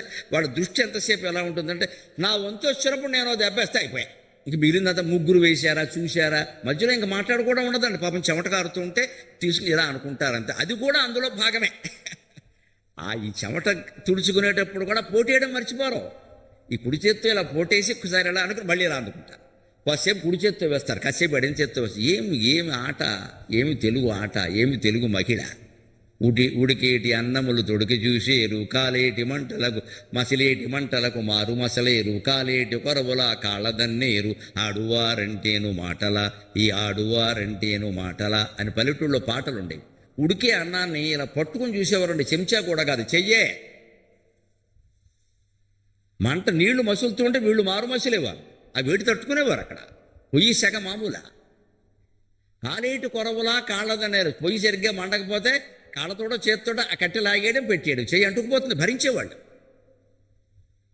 కోనసీమలో బ్రాహ్మణ సంసారాల్లో విచిత్రం చూశాను నేను. పశ్చిమ గోదావరి అర్ధవరం గ్రామంలో అయిపోయి ఇదే బ్రాహ్మణస్తులే అనుకున్నాను. నమస్కారం తల్లి, ఈ కుటుంబంలో పుట్టడమే నా అదృష్టం, ఈ కులంలో పుట్టడం నా అదృష్టం. ఎందుకో తెలుసా? భర్త అగ్నిహోత్రం చేస్తే గార్హపత్యాగ్ని, ఆహవనీయాగ్ని, దక్షిణాగ్ని అని 3 అగ్నులు ఉంటాయి. ఆ 3 అగ్నులు ఇలా ఆకారం, ఏదో ఎస్ ఆకారంలో ఇలా మన ఆళ అక్షరం రాసినట్టుగా ఉంటాయి. అక్కడ ఒక అగ్ని. ఈయన అగ్నిహోత్రం చేసా, అగ్నిహోత్రం అయింది అని పిలిస్తే ఆవిడ వచ్చి దోషుడితో ఆ నిప్పులు తీసుకుని ఆ పొయ్యిలో పెట్టి వాటితో వంటుండదండి. That is Indian woman. దోషుడితో. కానీ నిప్పులు వేరే ఏదో, ఆ పాత్ర అపవిత్రం, కుదరదు. నా కళ్ళతో నేను చూశాను, ఆ ఇంట్లో భోజనం చేయడం నా అదృష్టం. అమ్మా ఎలా చేశారు? ఏముందండి, రోజు చేసే పనే అంతే. చూడండి, ఖాళీ నిప్పుల్ని చేత్తో పట్టుకెళ్ళి భర్త అగ్నిహోత్ర గృహం నుంచి పొయ్యిలో వేయగలిగిన ఇల్లాలు ఎన్ని దుఃఖాలైనా భరించగలుగుతుంది కదమ్మా. It is practice. మనం ఇవాళ అటువంటి సాహసం ఒక్కటి చేయగలమా? ప్రతిదానికి యంత్రాలు, ప్రతిదానికి సామగ్రి. పిల్లాడికి ఏదైనా పాడు చేస్తే మలమూత్రాలు విసర్జి చేత్తో తోడవడం మనకు అసహ్యం. డైపర్ మార్చేయి, పొద్దున్నోటి మధ్యాహ్నం ఒకటి సాయంత్రం ఒకటి, అలా 24 గంటలు వాడిని డైపర్ పెడతారు. కుళ్ళిపోతుంది ఆ ప్రదేశం, గాలి ఆడదు. మళ్ళీ దానికో పౌడర్ ఏమిటమ్మా, వదిలేయాలి, గాలి తగలాలి. కనీసం రాత్రిపూటైనా పక్క తడిపితే తడిపాడు, పరుపులు పాడైతే పాడయ్యే, వాళ్ళని వదిలేయండి, వాళ్ళని బతకనిండి. అలాగే రాత్రిలో డైపర్, మనకి డిస్టర్బెన్స్ ఉండొద్దు, మన స్వార్థం. ఇలా ఉన్నంతకాలం పిల్లలు బాగుండరండి. ఇదివరకైతే పావనం ఒకటి పోస్తే పావనం చేసాడు అనేవారు. తల్లి అన్నం తింటుంటే పిల్లాడు మలమూత్ర విసర్జన చేస్తే లేచి చేయగడుక్కుని వెళ్ళి వాడిని శుభ్రం చేసి ఇంకో నిక్కర తోడికి మళ్ళీ వచ్చి తినేది. ఇప్పుడు అసఖ్యం లేదు, తినాలి తప్పదు. ఈ పడిన వాళ్ళు కళ్ళ ముందు పిల్లలు చచ్చిపోయినా ఏడవలేదమ్మా, ఏడ్చి ఊరుకున్నారు, అలా తట్టుకున్నారు. వాళ్ళ క్యాన్సర్ రాలా, వాళ్ళ గుండెపోటు రాలా. ఎందుకంటే అసఖ్యాలు తట్టుకున్నారు, దుర్భరాలు తట్టుకున్నారు, కష్టాలు తట్టుకున్నారు. అగ్నినే తట్టుకున్న వాళ్ళండి మిగిలిన వాటిని తట్టుకురా. అందుకే భార్యని బ్రాహ్మణుల ఇళ్లలో అగ్నిహోత్రం అంటారు. ఇప్పటికి అగ్నిహోత్రం, మా భార్య ఊరికి వెళ్ళింది అన్నారు, అగ్నిహోత్రం ఊరికి వెళ్ళింది అంటారు. భార్య చనిపోతే బ్రాహ్మడికి అగ్నిహోత్రం అధికారం పోతుంది. అందుకే బ్రాహ్మణులు మళ్ళీ పెళ్లి చేసుకునేవారు, స్వార్థంతో కాదు, తప్పుడు అర్థాలు తీయచ్చు. ఇప్పుడు అగ్నిహోత్ర అధికారం లేకపోతే మొత్తం జీవితం కోల్పోయారట. ఎందుకంటే యజ్ఞం లేదు, యాగం లేదు, సంధ్యావందనం లేదు, సత్యనారాయణ వ్రతం లేదు, మోక్షం ఎక్కడ? అందుకోసం చేసుకున్నాడు ఏ బ్రాహ్మడైనా కానీ. ఏడిపించుకు తిందాం, వయసులో ఉన్న అమ్మాయినట భయాలు వాడు చేసుకుందామని ఎప్పుడు చేసుకోలేదా? యథవ్యాఖ్యానాలు చేయదు, చరిత్ర తెలియకుండా. అగ్నిహోత్రం నిప్పులండి. చిచ్చొడింగట్టిన ఎట్లు పెద్ద యూనకాలం అని తిక్కన గారు దాన్ని ప్రయోగించాడు ద్రౌపది దుఃఖాన్ని వర్ణిస్తూ. చిచ్చొడింగట్టిన ఎట్లు, నిప్పులు ఒళ్ళో పెట్టుకున్నట్టుగా నేను ఈ దుఃఖాలన్నీ భరించానని చెప్పి ద్రౌపది చెబుతుంది కృష్ణుడితోటి. అది ప్రాక్టీస్, అది అభ్యాసం. కాబట్టి వాళ్ళకి జీవితంలో సమస్యలు ఎప్పుడు కనపడలేదు అసలు. ఇంకో మాట, ఇంట్లో ఒక అభ్యాసం చేయండి. నా పిల్లల లాంటి సాఫ్ట్వేర్ ఉద్యోగస్తులందరూ ఆడ మగ ఎవరైనా సరే, ఎంత కంగారులో కూడా మనం శ్రద్ధగా పనిచేయాలి. కంగారులోనే తప్పులు చేస్తాం సాధారణ. కంప్యూటర్ మీద కూడా తప్పులు ఎప్పుడు జరుగుతాయి? కంగారులో జరుగుతాయి. ఏదో పొరపాటు ఇది నొక్కేది అది నొక్కేస్తాం, మొత్తం జజ్జ పోయిందిరా, మొత్తం మొదటికి వెళ్ళాలి. వెంటనే అక్కడ ఏం చేయాలో తెలియక దుర్వ్యసనాలకు అలవాటు పడేది అక్కడే. ఓ సిగరెట్ కాల్చేస్తాడు, ఈ టెన్షన్ రిలీజింగ్ అనమాట. సిగరెట్ కాల్చేస్తాడు, అది అలవాటైతే లేదు పుచ్చుకుంటాడు. ఇంకా ఇప్పుడు దారుణంగా తయారైంది డ్రగ్స్. ఎందుకంటే టెన్షన్ అనేది తప్పించుకోవాలి. ఎందుకయ్యా తాగేమని వెనక కూడా బాగా తాగుతూ ఉంటే, ఎందుకు తాగుతున్నామంటే అప్పులు పాలయ్యారు, ఏం చేయమంటావు, అప్పులన్నీ గుర్తొస్తే మరి బాధ కాబట్టి తాగుతున్నా అన్నట్టు. ఎందుకు అప్పులు పాలయ్యామంటే తాగబట్టే అన్నట్టు. నమశివాయ. ఇప్పుడు ఏది మొదలు? విత్తు ముందా చెట్టు ముందా? అప్పులు ఎందుకు తాగుతున్నామంటే అప్పులు పాలయ్యాను కాబట్టి. అప్పులు పాలు ఎందుకు అయ్యామంటే తాగబట్టి. అంటే దోషం ఎవరిది? విత్తు ముందా చెట్టు ముందా? ఎక్కడో మొదలైంది కదా. ఇదేనండి తప్పించుకోవడం. వెంటనే డ్రగ్స్ వీళ్ళు దొరుకుతున్నాయి. ఎంతసేపు నువ్వు మత్తు మందు మింగి లేదా మద్యం తాగి తప్పించుకుంటావు మిత్రమా? గంట అరగంట, పోను ఓ పూట, మళ్ళీ మామూలే కదా. అంచేతనం ఎప్పుడు కృష్ణమూర్తి గారు చెప్పినట్టుగా, తత్వశాస్త్రంలో శంకరాచార్య స్వామి చెప్పినట్టుగా, సనత్సుజాతీయంలో సనత్సుజాతుడు చెప్పినట్టుగా ఆ దుఃఖంతోనే ఉండు, ఆ సమస్యతోనే ఉండు, ఏం చెయ్యకు ఉండు, ఇట్ విల్ గో. అదే సమస్యకు పరిష్కారం. సమస్యను ఎదుర్కొనే విధానం ఏమిటంటే ఏమీ చేయకుండా మీరు ఉండండి, ఎదుర్కోండి, వెళ్ళిపోతుంది అది.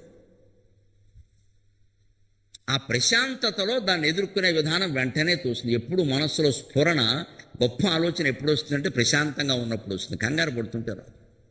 ఆ కంగారులో కూడా చురుగ్గా ఉండాలంటే ఒక అభ్యాసం చేయండి.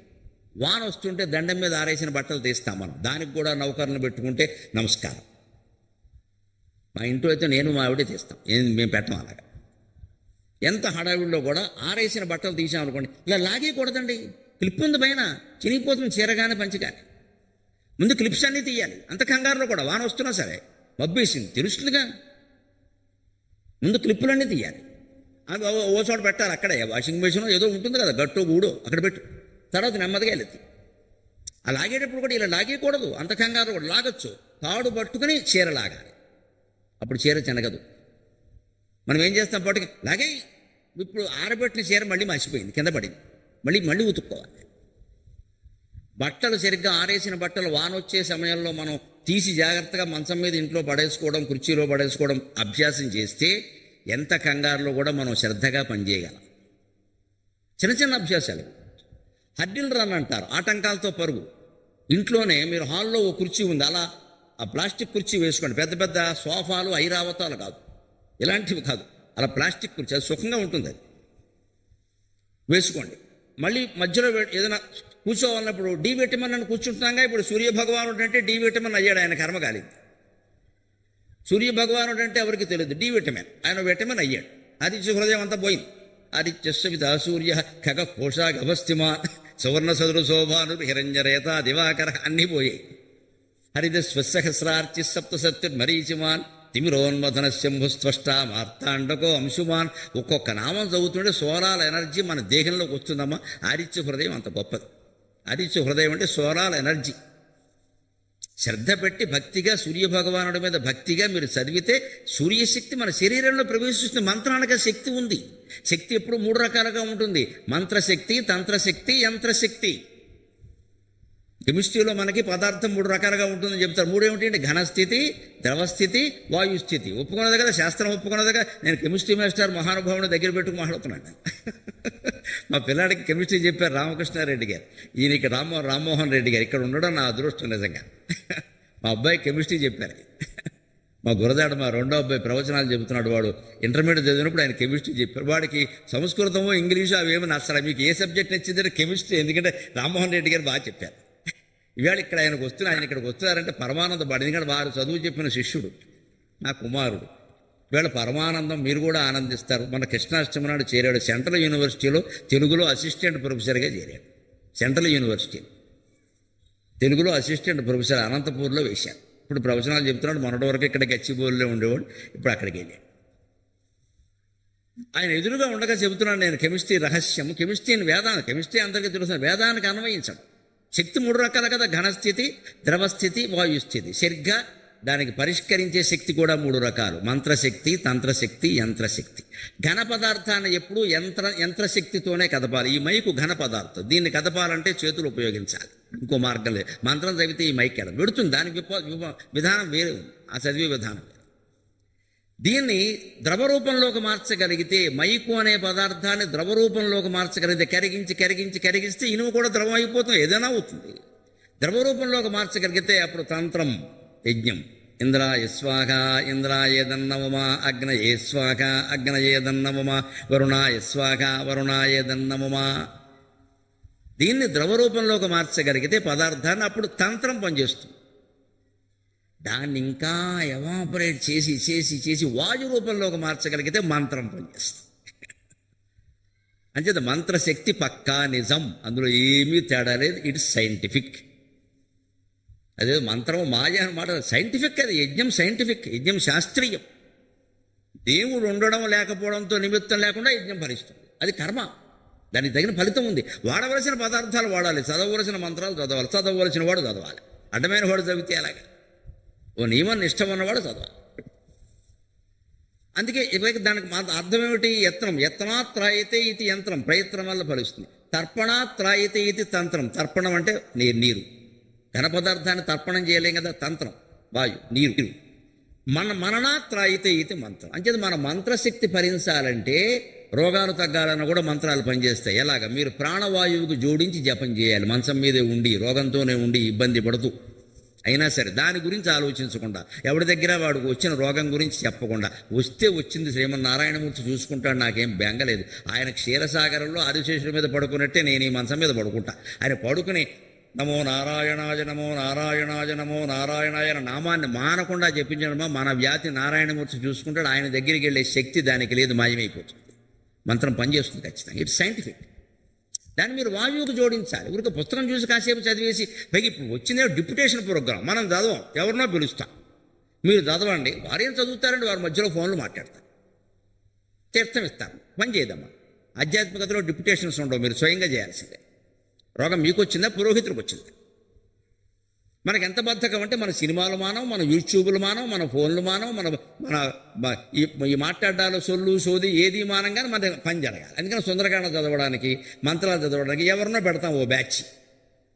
దాంట్లో కూడా పెంచేస్తాం. 10 మంది చదివారు, 20, ఎంతమంది చదివినా ఒకటేనమ్మా. ఆంజనేయ స్వామి అక్కడ ఉండడు. ఆయన సుందరకాండ చదువుతూ కూర్చోమని చెప్పాలి. చదివి అందులో ఏముందో చేయమని చెప్పాడు ఆయన. చెయ్యి ఒక్కడూ చేయడు, చదివేవాడు చేయడు, వినేవాడు చేయడు. చదివితే ఏదో వచ్చేస్తుంది. ఏమొస్తుంది? ఇది చెయ్యాలి అందులో ఉన్నట్టు. అప్పుడు పనిచేస్తుంది ఖచ్చితంగా. ఎంత కంగారులో అయినా చురుగ్గా ఉండాలంటే ఈ కుర్చీ ఉంది కదండి, దీని హాల్లోంచి మీరు తీసుకెళ్ళి డి విటమిన్ కోసమో, సూర్యభగవానుడి కోసమో బాల్కనీలో వేయండి. మధ్యలో కావాలనే 2 బెడ్రూముల్లోంచి వెళ్ళండి. మంచాలు అడ్డు ఉంటాయి, తలుపులు అడ్డు ఉంటాయి, పిల్లలు అడ్డు ఉంటారు, ఏవో అడ్డు ఉంటాయి. ఈ అడ్డులో దేనికి తగలకుండా ఆ కుర్చీ అక్కడికి వెళ్ళాలి. ప్రాక్టీస్ చేయండి. ఎంత ఆందోళనలో ఉన్నా సక్రమంగా పనిచేసే విధానం అలవాటు. రోజు ప్రాక్టీస్. మనం కుర్చీ కావాలని ఇక్కడ వేసుకుంటాం, దాన్ని బట్టికెళ్ళి అక్కడ వేస్తాం. ఎందుకంటే అప్పుడప్పుడు నడవాలి, చోటు మార్చాలి. ఎప్పుడు ఇవాళ పొట్ట ఎందుకు పెరిగిపోతుంది, రోగాలు ఎందుకు వస్తున్నాయి, క్యాన్సర్ సహా ఎందుకు వస్తుంది అంటే ఒక కూర్చున్న చోటు నుంచి లేవరు. అసలు ముఖ్యంగా సాఫ్ట్వేర్ వాళ్ళతో ఇదే సమస్య. ఓ చిన్న కుర్చీ ఓటు వేసుకుంటాడు, గుండ్రంగా తిరిగే కుర్చీ ఓటి, దాన్ని ఇలా జరిపి అలా జరపడం తప్పితే ఇంకే అందులోంచి లేవడు. అసలు వినాయకుడిలాగే కూర్చుంటాడు. దాన్ని జరుపుతాడు కానీ ఈయన లేవడు. దాన్ని జరపడం ఏంటంటే నువ్వు లేవాలి. కాఫీ కోసమో టీ కోసమో దేనికోసమో ఒకసారి లేవాలి, అక్కడికి వెళ్ళాలి, బయట సూర్యుడిని చూడాలి, చంద్రుడిని చూడాలి, మళ్ళీ రావాలి, 2 నిమిషాలు ఏ పద్యమో పాడుకోవాలి, ఏ స్తోత్రమో చదువుకోవాలి, మళ్ళీ కూర్చోవాలి. అప్పుడు ఎంత పని ఉన్నా బాధ అనిపించదు. డివిజన్ ఆఫ్ లేబర్ అంటారు దీని. పని విభజించండి. అరగంటకు ఒకసారి విశ్రాంతి తీసుకోండి. ఇవాళ డాక్టర్లు అందరూ చెబుతున్నమాట అరగంటకు ఒకసారి లేవండి, నడవండి అంటూ. అలా చేస్తే అంత ఇబ్బంది ఉండదు. ఇంకో మాట, అనేక సమస్యలు వస్తాయి. ఏ సమస్యని దేంతో ఎలా పరిష్కరించాలో అలాగే పరిష్కరించాలి. అట్టిపండు ఒలవడానికి ఇనపగోళ్ళు అక్కర్లేదు. తోటకూర తరగడానికి టిప్పు సుల్తాన్ ఖడ్గం అవసరం లేదు. మనం చేసే ఓవర్ యాక్షన్ అది. బాగా రెచ్చిపోయి పిచ్చి మాటలన్నీ మాట ఇంత చేస్తే చిన్నపిల్లాడు ఏదో చేశాడు, అంతకంటే. చచ్చిపోతున్నాను నీతోటి, నువ్వు చచ్చిన అడుపున కన్న పిల్లాడిని చచ్చిపోమని ఎలా అంటున్నావమ్మా? భర్తతోనూ ఇంతే, భార్యతోనూ ఇంతే, పిల్లలు అంత తీవ్రంగా మాట్లాడాలి. ఇదే అట్టిపండు ఇనపగోళ్ళతో ఒలవడం, తోటకూరని టిప్పు సుల్తాన్ ఖడ్గంతో తరగాల. తోటకూర తరగడానికి అంత అవసరం. ఇప్పుడు మైసూరు ఎడతావా మ్యూజియంకి? అంత కత్తి అవసరమా? అది సున్నితమైన సమస్య. ఒక్క మాట మాట్లాడితే అయిపోతుంది. అసలు ఎవరికి చెప్పకూడదు. దాన్ని ఎవరికి చెప్పాలో వారికి చెప్పాలి. వారిని కూడా విడిగా పిలిచి, ఒరే నాన్న ఇది కాదురా, ఇది పద్ధతి నాకు తెలిసింది, బయట తెలియకూడదమ్మా, చూసుకో, అయిపోయింది. మనం చేయగలిగింది కూడా అంతే. వాడు వింటాడు వినడు వేరే విషయం. దాన్ని రచ్చ చేసి ఫేస్బుక్లో పెట్టి, వాట్సాప్లో పెట్టి, ఫ్రెండ్స్ అందరికీ చెప్పేసి, నా కాపురం ఇలా అయిపోయింది, మా ఆవిడ ఎలాగా అని చెప్తే వాడు వాళ్ళ ఆవిడ కూడా వాడికి చెప్తే ఇప్పుడు పరస్పరం ఓదార్పు సంఘం అయింది అక్కడ. పైగా ఈ విషయాలు అక్కడ తెలిసి ఏం ఉపయోగం అండి? మన శత్రువులు అందరూ ఆనందిస్తారు. వాడు ఏదో బాగున్నాడు అనుకున్నా బాగా అనుకుంటాడు. మన పిల్లలు చెడిపోవడమే వాడికి కావాలి. ఎందుకు అవకాశం ఇస్తున్నాం మనం ఇలాగా? సున్నితమైన సమస్యను సున్నితంగా మాటతో అర్ధరాత్రో అపరాత్రో ఏకాంతంగా ఒక మాట చెబితే అయిపోయేది. అసలు అంతవరకు ఆగచ్చుగా. 4-5 రోజులు ఆగాలండి. కొన్ని సంవత్సరాలకి 4-5 ఏళ్ళు ఆగాలి. పాండవులు 13 ఏళ్ళు ఆగారమ్మా శత్రువుని జయించడానికి. 13 ఏళ్ళు ఆగారు. ఎంత కోపం ఉండుంటుంది ద్రౌపదీదేవికి. ఆ అవమానాన్ని చూసిన భీమసేనుడికి ఎంత కోపం ఉంటుంది. అర్జునుడు ఎవరికి ఉండదండి. 13 ఏళ్ళు ఆగారు. ఆ ద్రౌపదీదేవి జుట్టు విరబోసుకుని ఎదురుగా కూర్చుంది ఆవిడ. మీరు శత్రువు రక్తం పట్టుకొచ్చి నా జుట్టుకి నూనె కింద రాసే వరకు నేను జుట్టు ముడి వెయ్యను అని భార్య ఎదురుగా కూర్చుంటే, ఆ జుట్టు చూస్తూ మాటి మాటికి అన్నం వడ్డిస్తుంటే, ఆ వెంట్రుకలు అన్నంలో పడుతుంటే భీమసేనుడు, ధర్మరాజు, అర్జునుడు, నకులుడు, సహదేవుడు ఈ కోపాన్ని సహించారంటే ఫర్ 13 years మై ఫ్రెండ్స్. అది భారత్. మనం 13 నిమిషాలు పడలేకపోతున్నాం, రెచ్చిపోతున్నాం, ఫేస్బుక్లో పెట్టేస్తున్నాం, ఇష్టం వచ్చినట్టు మాట్లాడుతున్నాం. చివరికి బీపీ రేజ్ అయిపోయింది. వచ్చింది ఏమీ లేదు, సమస్య పరిష్కారం కాదు. పైగా ఏదైనా వస్తే మనం ఎలా ఆలోచిస్తాం? తక్షణం ఆ సమస్య గురించి ఆలోచించకుండా గతం తవ్వుకుంటామండి. భారతం నుంచి చక్కని ఉదాహరణ చెబుతాం. ఎలాగో ధర్మరాజు చెప్పాం కదా, ఆయన గొప్పతనం ఏమిటో చూడండి. యక్ష ప్రశ్నలు. వీళ్ళు ఏదో ఒక పని మీద అందరూ వెళ్ళారు. ఒక బ్రాహ్మణుడు యొక్క అరణిని పట్టుకోవడం కోసం. ఏదో లేడు పట్టుకుపోయింది. ఆ కథ లేదు. వెతికారు వెతికారు వెతికారు, ఆ లేడు దొరకదు. ఆయాసం వచ్చింది, నీరసం కూడా వచ్చింది. ఒక చెట్టు కింద కూర్చున్నారు. వెంటనే మనకి సమస్య రాగానే మనలో ఉండే పెద్ద వ్యాధి ఏమిటంటే పాతవన్నీ గుర్తు చేసుకుంటాం. ఈ సమస్య కాదు. ఏమిటో వారం క్రితం కూడా అలాగే, అంతకుముందు కూడా అలాగే. ఏమిటో ప్రతిదీ మంగళవారమే అవుతోంది. ఇక మంగళవారం మనకి పెద్ద శని అయిపోయింది ఇక్కడ. ఇది సెంటిమెంట్. సెంటిమెంట్లన్నీ ఇలాగే ప్రవేశిస్తాయి. వినాయకుడి నిమజ్జనం మంగళవారం చేయొద్దు. ఏమిటి? ఎక్కడుంది అది? ఏమిటి మంగళవారానికి నిమజ్జనానికి సంబంధం ఏమిటి? ఏదో పెట్టేసుకున్న మంగళవారం శుభప్రదం, నిమజ్జనం అశుభమా? అయితే చేయకండి. నిమజ్జనం అశుభం అయితే చేయకూడదు. అది శుభమైనప్పుడు మంగళవారం ఇబ్బంది లేదే.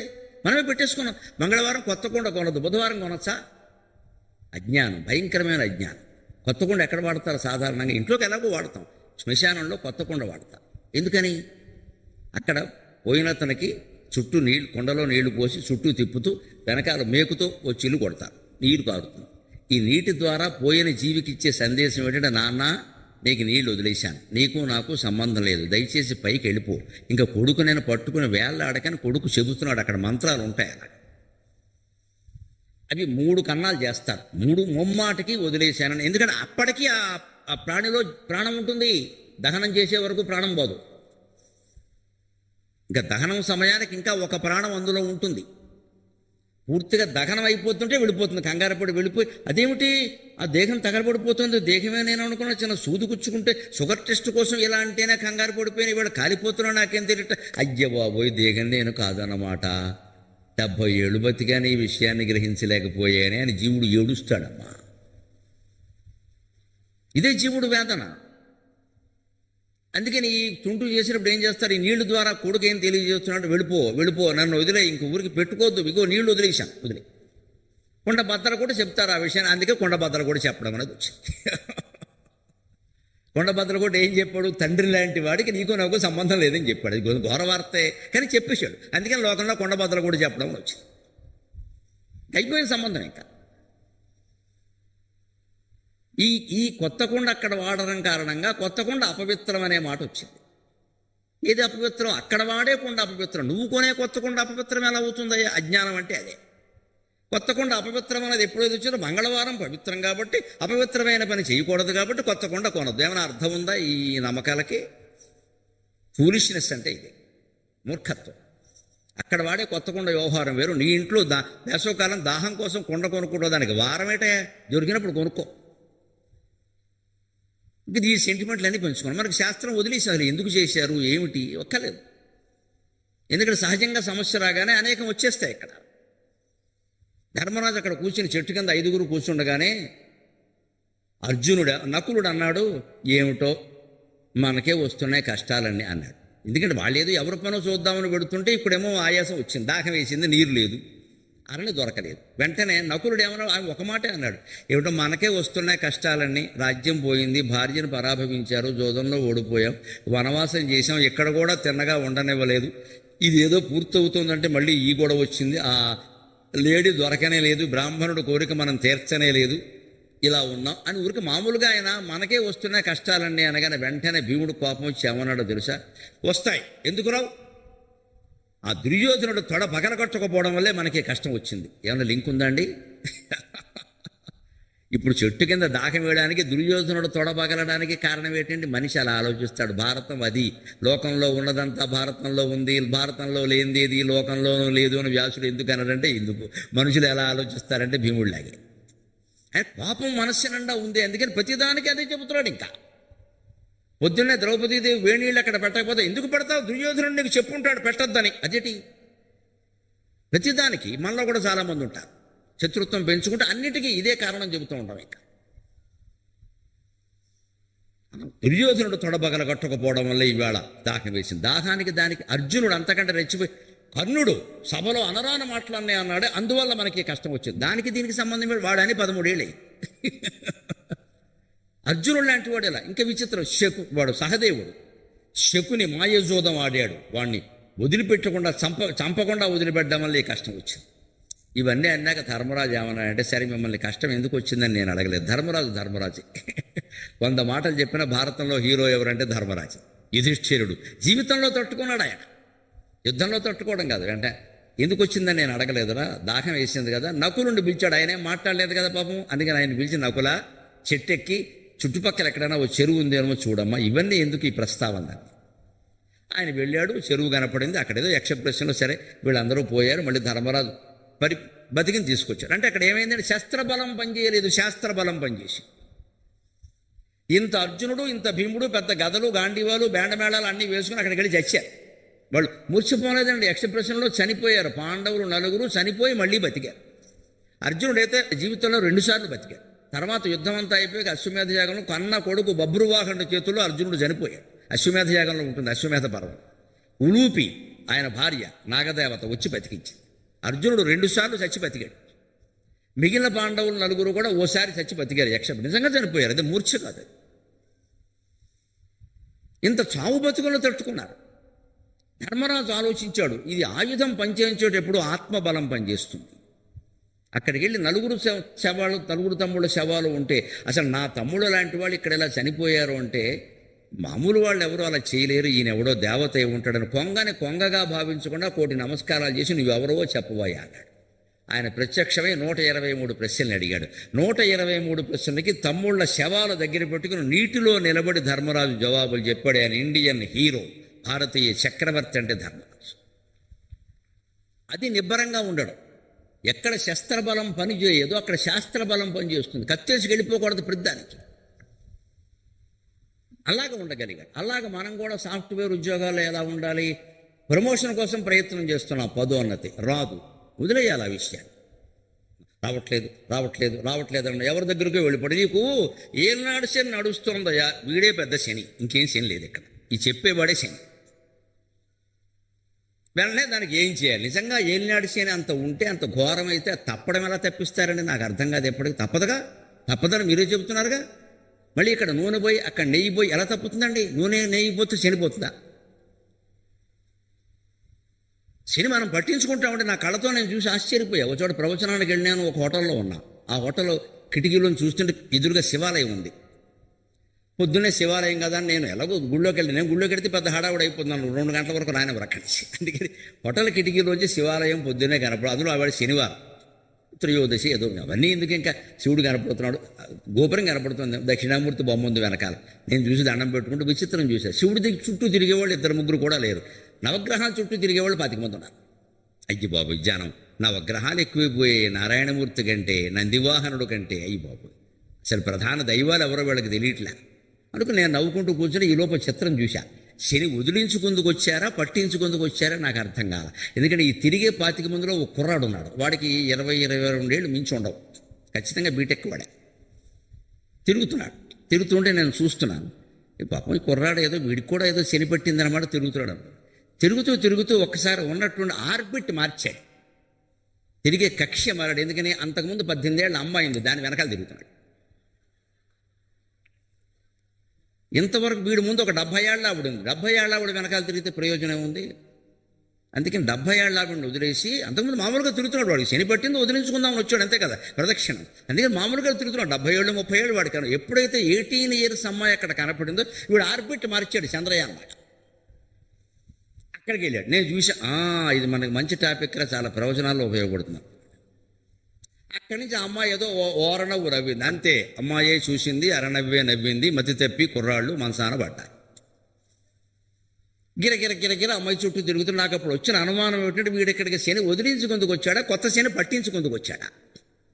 ఇదేంటి మన జీవితాల్లో చేసే పని. ఈ కామవాంఛలకు అర్థం లేదు. ఇవాళ సంసారాలు మొత్తం నాశనం కావడానికి అక్రమ సంబంధాలు ప్రధాన కారణం అవుతుంది. చేసుకునే వరకు భార్య బాగానే ఉంటుంది, భర్త బాగానే ఉంటారు. 2 ఏళ్ళు కాగానే ఇందాక కొత్త మోడల్ అన్నట్టే విరక్తి.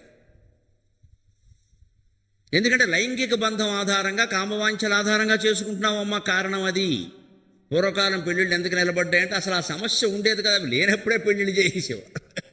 వీడే భర్త అని చెప్పేవారు, మాట్లాడడానికి వీల్లేదు. ఇంకా మహాద్రోహం, భార్యను విడిచిపెట్టినా భర్తను విడిచిపెట్టినా అని చెప్పి. ఇప్పుడు అదేమీ లేదు, ఎవరు స్వేచ్ఛ వారిదని బోధనలు చేస్తున్నారు గట్టిగా.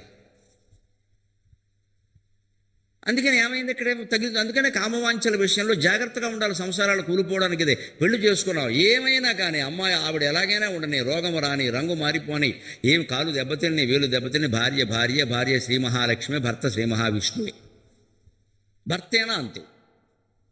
ఇదివరకున్న ఆదాయం ఉండకపోవచ్చు, ఇదివరకున్న ఆరోగ్యం ఉండకపోవచ్చు, ఇదివరకున్న పొజిషన్ అంటారు స్థాయి, అది కూడా ఉండకపోవచ్చు. అయినా శివుడే, పార్వతే. భిక్షుకుడైనటువంటి శివుణ్ణి ప్రేమించిన పార్వతీదేవిని మనం గౌరీ పూజ అని చేస్తున్నామే. మొగుడుకు మాత్రం 3 లక్షలు ఉండాలి, 6 లక్షలు ఉండాలని ఎలా అడుగుతామండి? బతకడానికి 1 లక్ష సరిపోదా? సంబంధం చూసేసరికి 6 లక్షలు ఉండాలి, 7 లక్షలు ఉండాలి. ఎందుకు? ఏం చేసుకుంటావు అవన్నీ?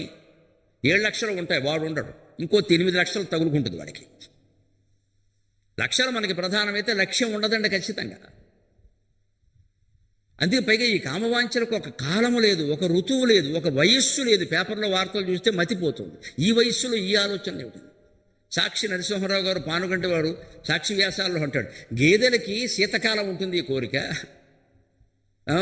ఆవులకి వేసవకాలం ఉంటుంది, కుక్కలకి చిత్తకార్తెలు ఉంటుంది, మనుషులకు మాత్రం పోయే కాలం ఎప్పుడు ఉంటుందని చెప్పాడు. వాటి కార్తెలు, మాసాలు, ఋతువులు ఉన్నాయి. మనకు అది లేదండి. 40 ఏళ్ళు వచ్చినా, 50 ఏళ్ళు వచ్చినా రకరకాల ఆలోచన.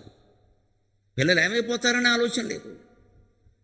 వీటిని మనం జాగ్రత్తగా గమనించుకోవాలి, లేకపోతే సంసారాలు పాడవుతాయి ఖచ్చితంగా.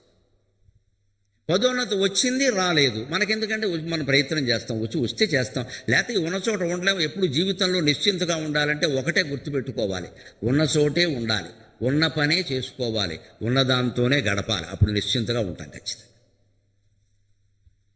ఏదో ఎక్కువ కావాలి కాబట్టి ఇక్కడి నుంచి మళ్ళీ ఇక్కడ నుండి సాఫ్ట్వేర్లోనే పనిచేస్తాడు, ఇక్కడ ₹1,00,000 జీతం అంట. మొన్న విదేశాలు ఎందుకు అడుగుతారని పత్రికలు వాడు సర్వే చేస్తే ఓ పెద్ద మనకి చెప్పండి, నేను ఇక్కడ సాఫ్ట్వేర్ ఇంజనీర్ అండి, బీటెక్ చదివానండి, నాకు ₹1,00,000 జీతం అండి, అయినా ఆస్ట్రేలియా పెడుతున్నాను, ఎందుకంటే అక్కడ 2 lakhs వస్తాయండి. ఏం చేస్తావు అక్కడికి వెళ్ళి? ఆస్ట్రేలియా వెళ్ళి 2 లక్షలు సంపాదించాను కంటే అమలాపురంలో ఉండే 1,00,000 సంపాదించుకోవడం మంచిది కదా మిత్రం. అక్కర్లేదు, వాడికి డబ్బు కావాలి. తీరా అక్కడికి వెళ్ళాక ఏడాది చేశాక ఉద్యోగం పోతే అప్పుడు ఎడుతూ కూర్చుంటాడు. అక్కడ ఒక్క నెల కూడా ఉద్యోగం లేకుండా ఉంటే బతకలేరు. అమెరికా కానీ ఆస్ట్రేలియా చచ్చిపోతారు, ఖర్చులు తట్టుకోలేరు. ముందు వాళ్ళు ఉండనివ్వరు, వీసా అంటారు, నానా గొడవ పెడతారు. మన దగ్గర ఉద్యోగాలు ఉండనే లేకపోయినా శుభ్రంగా అలా రోడ్డు మీద ప్లాస్టిక్ సంచులు ఎగిరినట్టు, రోడ్డు పక్క పారేసిన సంచులు ఎగిరినట్టు ఎగురుతూ ఉండడమే, ఎవరిని కూడా పట్టించుకో. ఖాళీ సంచులు పైకి రోడ్డు పక్కన ఎగురుతూ ఉంటాయి చూడండి, బడి మానేసిన పిల్లల్లాగా అలా మనం తిరుగుతూ ఉండం. ఏం చేస్తున్నామని కూడా ఎవడాడు ఏదో జరుగుతాడులే అంటాడంతే. అంత గొప్ప దేశం మనం, సుఖంగా ఉండొచ్చు. ఇక్కడ దురాశలు ఎక్కడికక్కడ. ఎదగాలి మనుషులు, అందరం గుర్తుపెట్టుకుందాం. ఇలాగే నిటారుగా ఎదగాలని అనుకోకండి, శాఖోపశాఖలుగా విస్తరించాలి. నిటారుగా ఎదగకూడదు. మనం ఒక్కళ్ళమే ఎదగడం. నిటారుగా ఎదగడం అంటే నేను టీమ్ లీడర్ అవ్వాలి, నేనేదో HR అవ్వాలి, PR అవ్వాలి, ఏమైనా నువ్వు యమధర్మరాజు దగ్గరికి వెళ్ళడం ఖాయం. ఇవన్నీ ఏంటి ఈ లెక్కలో? ముందు ఉన్న చోట సుఖంగా ఈ ముందు ఉన్న పని ఏదో సుఖంగా చేసుకోవాలంటండి. ఇదైతే అదవుతా, అదైతే అదవుతా, ఇలా అనేలోగా దేనిలో తంతాడు పోతాడు. ఇక్కడ ఇదే గాలిమేళ్ళు, ఇది భవిష్యత్తు గురించి ఆలోచన. అందుకని ఎప్పుడు సరళ రేఖలా ఎదగకూడదు. సరళ చెట్లు సరళ రేఖ అంటారు కదా, ఇలా ఇలా ఇలా నిలువుగా ఎదగకూడదండి. మనిషి శాఖోపశాఖలుగా విస్తరించాలి. ఒక అరణ్యాన్ని గమనించండి, ఏ చెట్లు కొట్టేస్తారో తెలుసా? నిలువుగా పెరిగిన సరివి చెట్లు, నిలువుగా పెరిగిన టేకు చెట్లు, నిలువుగా పెరిగిన ఎర్రచందనం చెట్లు కొట్టేస్తారమ్మా. శాఖోపశాఖలుగా పెరిగిన మర్రి చెట్టు, మామిడి చెట్టు ఎవడో కొట్టడు. అంచేత నిటారుగా ఎదగాలి అనుకోవడం, మనం ఒక్కళ్ళే ఎదగాలనుకోవడం పొరపాటు. ఒక శాఖ ఎదిగింది అనుకోండి కాండం నుంచి, అప్పుడు శాఖల మీద పండితరాయలు చెబుతాడే భామినీ విలాసంలో మహానుభావుడు జగన్నాథ పండితరాయలు. శాఖా విహంగై శాఖా ప్లవంగై కుసుమాని భృంగై. చెట్టు ఎంత గొప్పది శాఖోపశాఖలుగా విస్తరించింది అంటే, శిఖరం విహంగై కుసుమాని భృంగై శాఖా ప్లవంగై మూలాస్భుజంగై. చెట్టు ఎంతమందికి శాఖోపశాఖలుగా ఎదగడం వల్ల ఉపకారం చేస్తుందంటే, దాని శిఖరాల మీద పక్షులు ఎగురుతున్నాయి. అయిగా ఆకులు మీద కూర్చుంటాయి కదండి, దాని కొమ్మలు పట్టుకుని కోతులు కోతుకొమ్మలు ఆడుకుంటున్నాయి. దాని పుష్పాల్లో ఉండే మకరందాన్ని తుమ్మెదలు సేవిస్తున్నాడు. అంతేకాదు చెట్టు త్వరలో పాములు ఉన్నాయట, అయిగా కాపురం పెడతాయి అక్కడ పాములు. ఇన్నింటికి అవకాశం కల్పిస్తోంది మిత్రమా. నీ జీవితాన్ని ఇంతమందికి ఉపయోగపడేలా తీర్చిదిద్దాలి. నువ్వు ఒక్కడివి ఇలా ఎదగడం కాదు. ఎప్పుడు దసరాకో సంక్రాంతికో ఆంధ్రాకో మన పుట్టింటికో వెళ్ళినప్పుడు నేను 2 yearsలోనే TL అయ్యా, నేను 3 yearsలోనే HR అయ్యా, తర్వాత క్యాన్సర్ వస్తుంది చూసుకో. అప్పుడేమవుతావు? ఎందుకని ఈ 3 yearsలో అవ్వాలి, 2 yearsలో అవ్వాలి, టార్గెట్ పెట్టుకోవడం వల్ల అలా వచ్చింది. No target. జీవితం అంటే జీవించడమే. జీవితానికి లక్ష్యం ఏమిటంటే జీవించడమే లక్ష్యం. ఏ లక్ష్యం వేరే అక్కర్లేదండి. ఆనందంగా ఉన్నావా లేదా, 10 మందిని ఆనందంగా ఉంచావా లేదా, అంతే. అంతకు మించిన లక్ష్యం అవసరం లేదండి జీవితానికి. అందుకోసం ప్రయత్నించాలి, అప్పుడు జీవితం హాయిగానే ఉంటుంది ఖచ్చితంగా. ఇంకో మాట సంసారాలు బాగుండడం కోసం చెబుతున్నా. 1, 2 తేడాలు రాగానే తగాదాలు పెంచేయకూడదు, భార్య కానీ భర్త కానీ. కాళిదాసు కుమార సంభవంలో చెబుతాడు గొప్ప మాట. అనర్ఘరత్న ప్రభవస్య యస్య కిమం న సౌభాగ్య విలోపి జాతం ఏకో హి దోషో గుణసన్నిపాతే నిమజ్జతి ఇందో కిరణేష్వివ అంకః అంటాడు. చాలా చక్కని మాట. ఇది గుర్తుపెట్టుకుంటే సంసారాలన్నీ బాగుంటాయి. ఒక తప్పుకి మరొక తప్పు, ఆ మరొక తప్పుకి మరొక తప్పు జోడించి మాట్లాడకండి. ఏ తప్పు జరిగిందో ఆ తప్పు గురించే మాట్లాడండి. సంసారాల్లో అన్నీ బాగుంటాయి, అక్కడికి అది పరిష్కారం. మనం జోడించేస్తూ ఉంటాం, మొదటి నుంచి ఇంతే, మొదటి నుంచి అలా లేరండి. ఇది ఒక్కటే జరిగింది. దానికి ఉదాహరణ ఏం చెబుతాడంటే, హిమాలయ వర్ణన చేస్తాడు కాళిదాసు కుమార సంభవం ప్రథమాశ్వాసంలో. హిమాలయాన్ని వర్ణిస్తాడు. వర్ణిస్తూ అనర్ఘరత్న ప్రభవశేష్య అందుకే అనర్ఘమైన రత్నాలన్నీ ఉన్నాయి ఆ గుహల్లో, చాలా గొప్పది. కానీ ఇక్కడ ఏమిటంటే ఒక్క ఇబ్బంది, ఎప్పుడూ మంచు కురుస్తూ ఉంటుంది అన్నాడు. హిమం నా సౌభాగ్య విలోపజాత, ఎప్పుడు మంచు కురుస్తుంది, అక్కడ వెళ్ళడానికి లేదు, చలి. అమర్నాథ్ వెళ్ళగలమా, ఎంత కష్టం. కేదార్నాథ్ ఇవన్నీ చారుధాం ఎంత అవుతుంది, వెళ్ళేసరికి ఇంటికి వచ్చేసరికి చారో పులుసో అయిపోతున్నది అక్కడ. కొంతమంది అక్కడే తేలిపోయారు. అంత కష్టమైంది ఎందుకు పెట్టారో తెలిసా, మనం అజ్ఞానంతో పెడుతూ ఉంటే ఎవరు రావద్దనే పెట్టారు వాళ్ళు. అంత మంచు కొండల్లో అమర్నాథ్ ఎందుకు వెలిచారని మిమ్మల్ని అందరినీ రమ్మని కాదు, దాని రహస్యం తెలుసుకోవాలి. నీ గుండెల్లో కూడా అమర్నాథ్ గుహ ఉందయ్యా, అందులోకి వెళ్ళాలి, నువ్వు ఒక్కడవే వెళ్ళాలి. అందుకే అమర్నాథ్ కథా రహస్యం అంతా వేరే. సమయాభావం వల్ల నేను చెప్పలేను, కానీ మా యూట్యూబ్ దానిలో అమర్నాథ్ కథా రహస్యం అని కొట్టండి, అక్కడ జంక్షన్ సహా మొత్తం చెప్పాను.